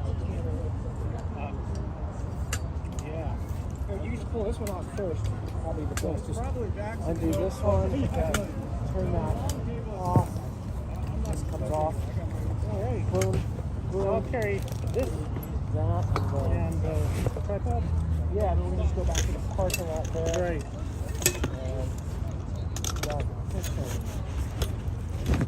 Oh, sure. Your CJ. Yeah. Ah, I got my. Oh no. Oh, I'm stuck in there. I'll watch out for that. Yeah. Thank you for demonstrating that. Yeah, not to do it. I hope this thing goes. Well, I guess that's. No, I can hold it like that. Oh, sorry, the whole size. Very cool.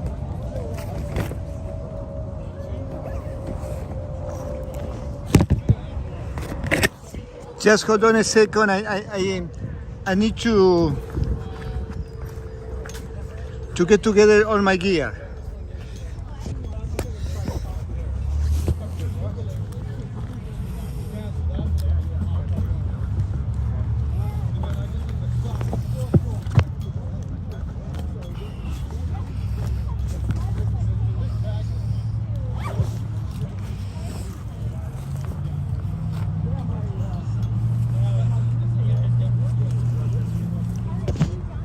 All right, I am almost done. How do I do this? I am almost done. All right, let me turn off on this.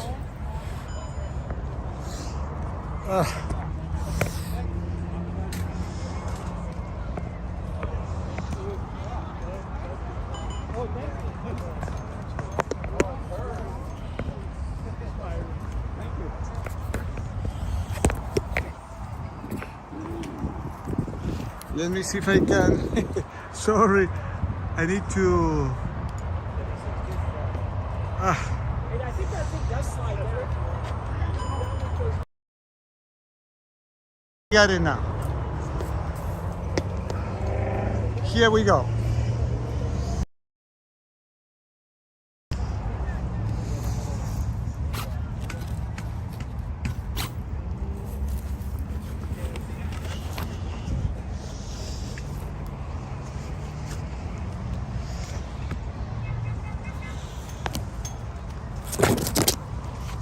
All right.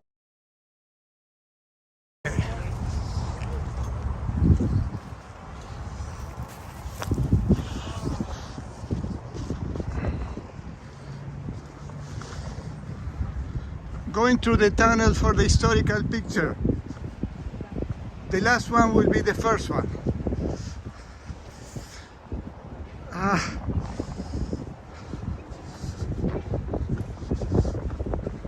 There are a bunch of people, so it's not gonna be too late.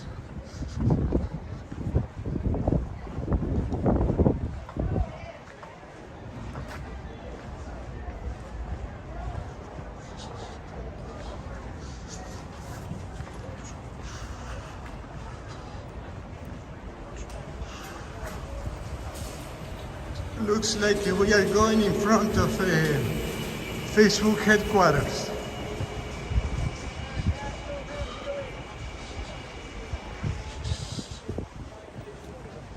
Oh, there are the people. Woo. Wow, a bunch of people, and there is Bobby Kennedy. So let's go.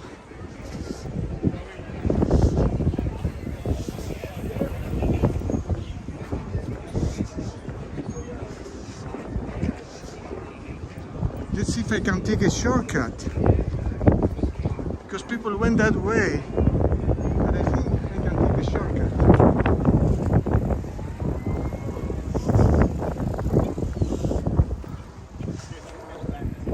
Nope. I had to go that way.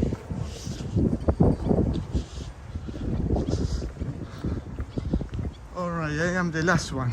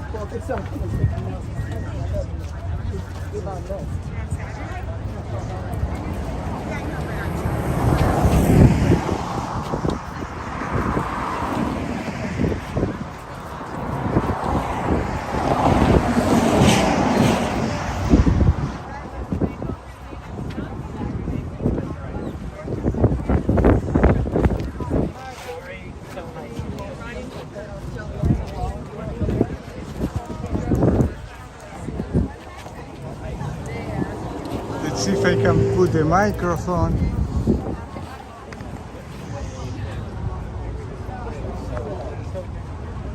Okay, looks like it's working.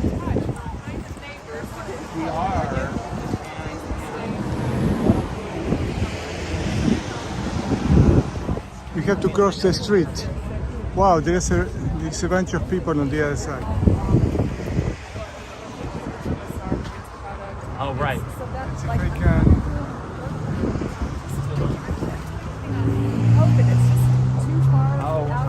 I'm still posting on it. Excuse me. Yeah. See if I can go this way.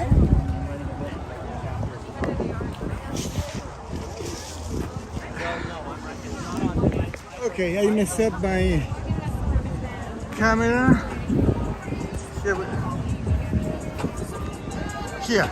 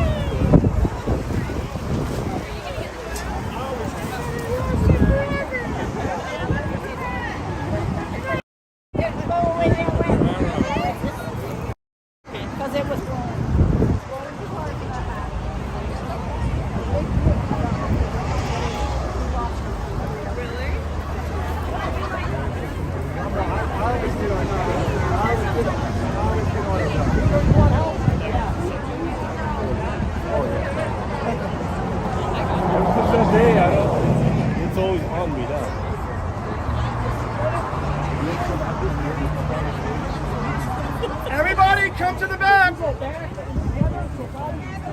push in. Everybody push in. Come on. Naomi's Everyone, we gotta get this picture done. Move to the back. Everybody push to the back.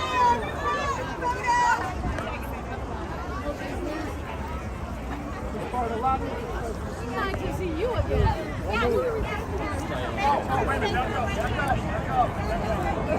Right here. Anyways, I responded and then you responded. Do you want to back up a little? Yeah, I do.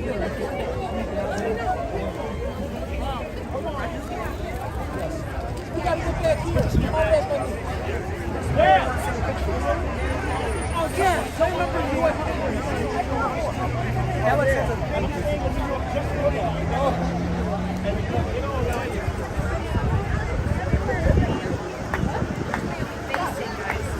Which way are we facing?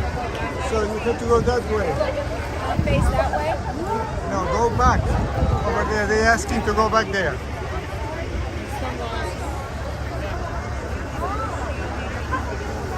I know. I walked up to a land and I started talking to her. I know you. Only by the voice.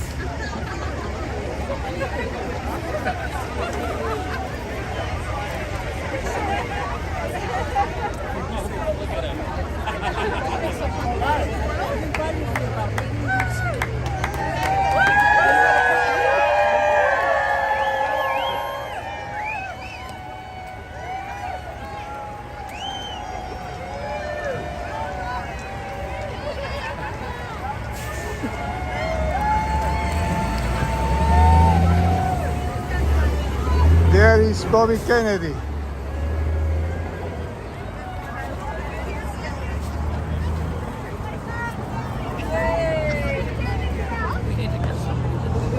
Yeah, we've got Peter Hyman. You know that? That's true. Maureen can do it.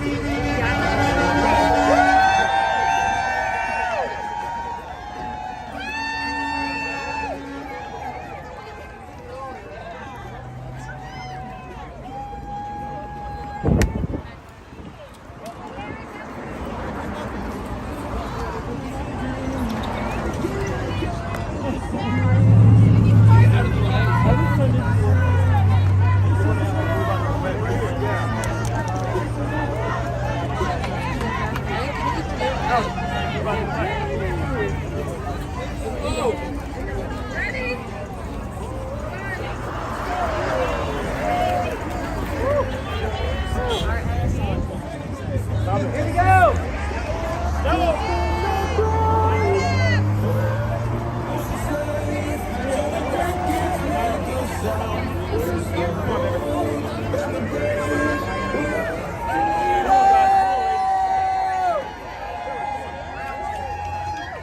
Come on, ladies. Come on. Look at the camera. Come on, ladies. Look at the camera.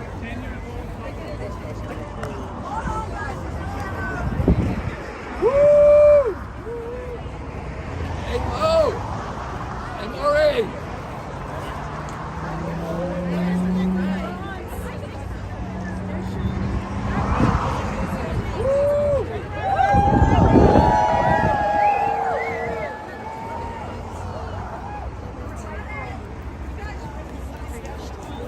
Put the signs down. Signs down in front. Do it again. Do it again.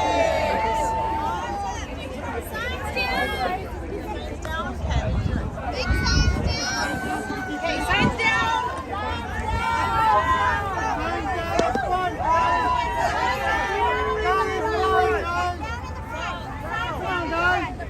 Signs down in the front.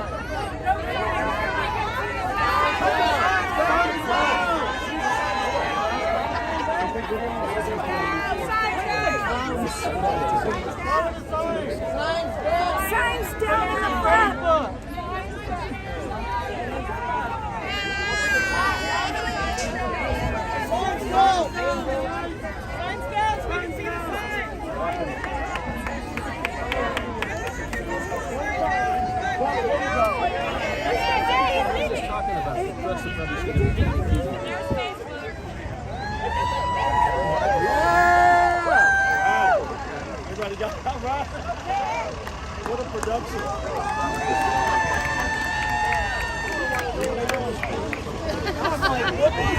bet it was good if I reached out to you. It was something that was illegal. I've got Naomi Wolfe and Robert Jenkins in your photo. Thank you. I appreciate that.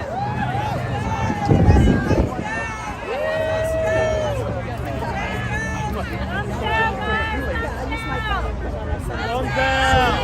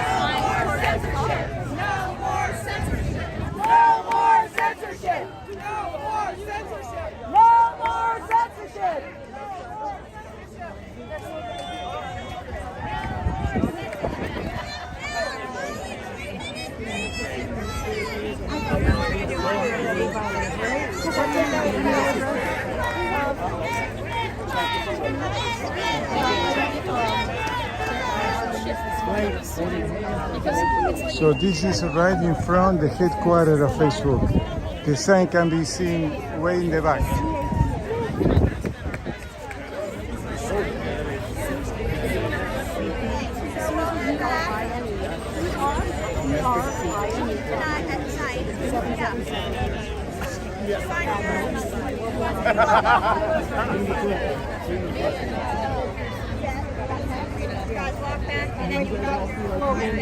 All right, looks like this over. Okay.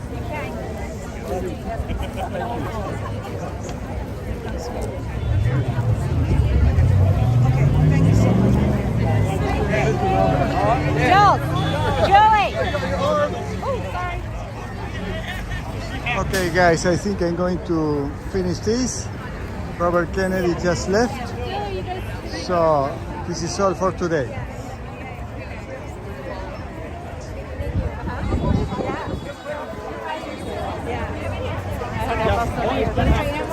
Yeah, it'd be great.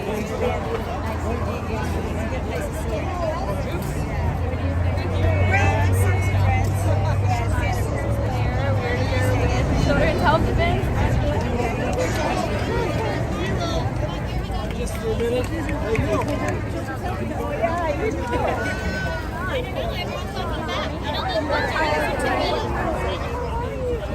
have until 6 o'clock.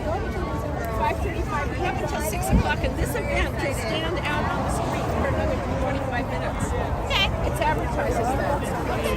To see everyone. Thank you. Well, it might be going to stand. Sorry, it's okay. Maybe it's a walking. Yeah, I think it's a walking protest. Can I see your sign? Oh, absolutely. Fantastic, I love it. Isn't that nice? Thank you. It's very sweet. Yeah. I know her. And I love the Canadian track. I have my People's Convoy shirt in my car. All right. You want me to do it too? Okay, guys, that's all for today.